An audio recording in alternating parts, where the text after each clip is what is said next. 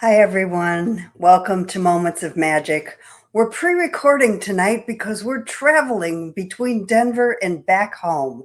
And we've had a great Denver show. We got lots of good new rocks, and we're very excited to bring them to you very soon.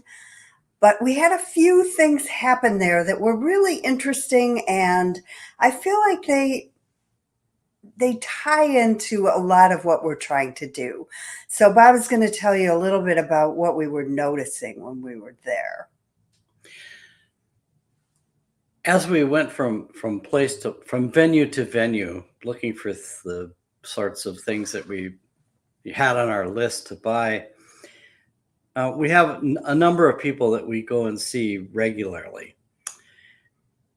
and it kept happening, over and over and over again. That as we were talking to these people, we noticed that they were all talking about integrity and ethics and morality in the stone business, in the selling of stones, because it's always been it can be a kind of a tough market.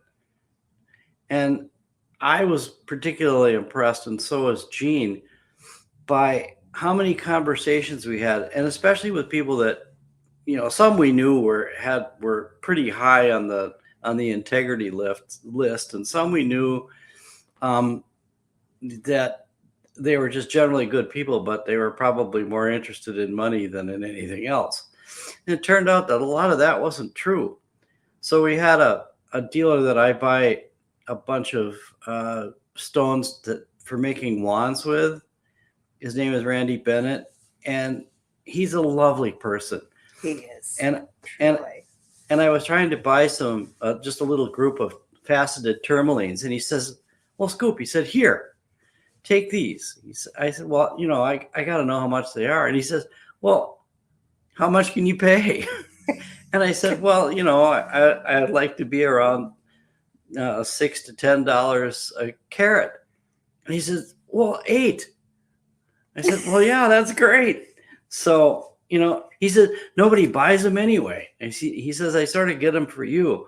And Randy has always been like that. He's always been He's just a genuinely nice guy. This really helpful, kind of a nice guy. And so then we went down a little ways further, and we ran into an old vendor that I've known for years and years and years. His name is Kassar, and he's a gigantic business. He's a multi-million-dollar a year business. So and it puts a lot of pressure on him, because all of a sudden he's got all kinds of employees, and he's got all this stuff going on. And he has all this stuff that he has to ship all over the place. And he looks at me and he says, "Scoop," he said, and they know these are people that I've known for quite a while, so they use my hidden secret name.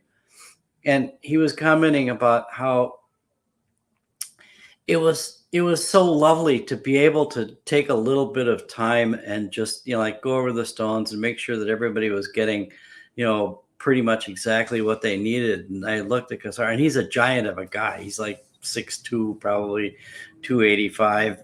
He's a really big guy, and he's a little fearsome. People used to be afraid of him, but nobody is anymore.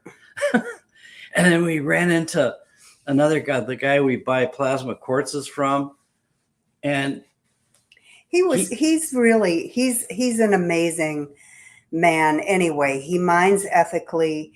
He gets the very highest vibration quartz. He does. And he said he hadn't raised his prices, and he hasn't for years, because he wants his customers to stay in business. He loves his customers. He thinks everyone should have this quartz, and so he keeps it affordable, which we really appreciate. And the other thing about when you deal with people with integrity is the integrity comes through the vibration of the stones.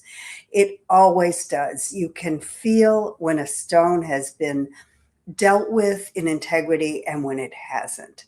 And so it's really always been really important for me to feel the vibration of the stone.